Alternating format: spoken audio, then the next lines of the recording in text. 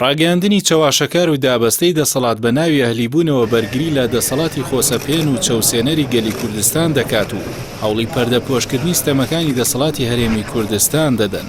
لە درێژەی پەردەپۆشکردنی ستەمەکانی دەسەڵاتی هەرێمی کوردستاندا کە هەر ڕۆژە بە قەیرانێکی دیکە دادەپۆشن، ڕاگەاندنە چاواشەکارەکان نرخی بەنزین لە چەند وڵاتێکی جیهان نمایش دەکەن و لە پاڵیشدا نرخی بەنزین لە هەرێمی کوردستان دەنووسن، وەگەوەی نیشانی بدەن کە نرخی بەنزین لە کوردستان لەوان هەرزانترە.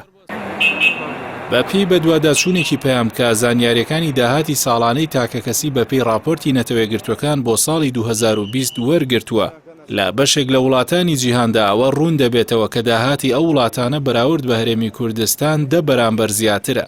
تەنانەت وڵاتێکی وەکو نەرویج کە گوایە نرخی بەنزین تێیدا $2.73 داهاتی تاک 54,947 دۆلارە کە دەکاتە 27 ئەوەندەی داهاتی تاکە کەس لە کوردستان.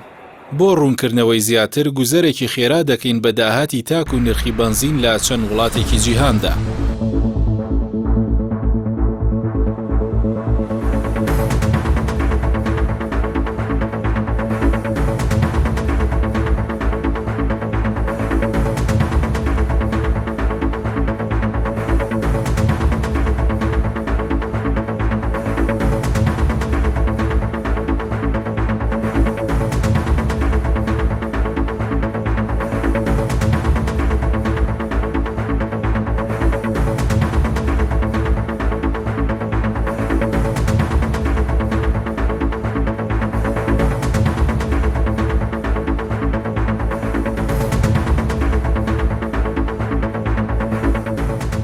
بەپێی ئەو زانیاریانە وێڕای ئەوەی داهاتی تاک لە عێراق زیاتر 3 ئەوەندەی هەرێمی کوردستانە، بەڵام نرخی بەنزین نیوەی هەرێمی کوردستانە.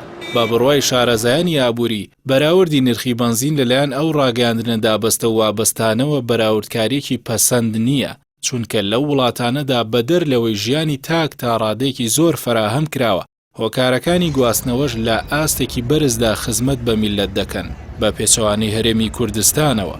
بەرپرسە بێهاوشێوەکانی هەرێم تا دێت هۆکارەکانی گواستنەوە زیاتر پەک دەخەن و نرخیش زیاتر گران دەکەن، بەدەر لەوەی پاسی کارەبایی و شەمەندەفەر و میترۆ و ترامیان دابین نەکردووە.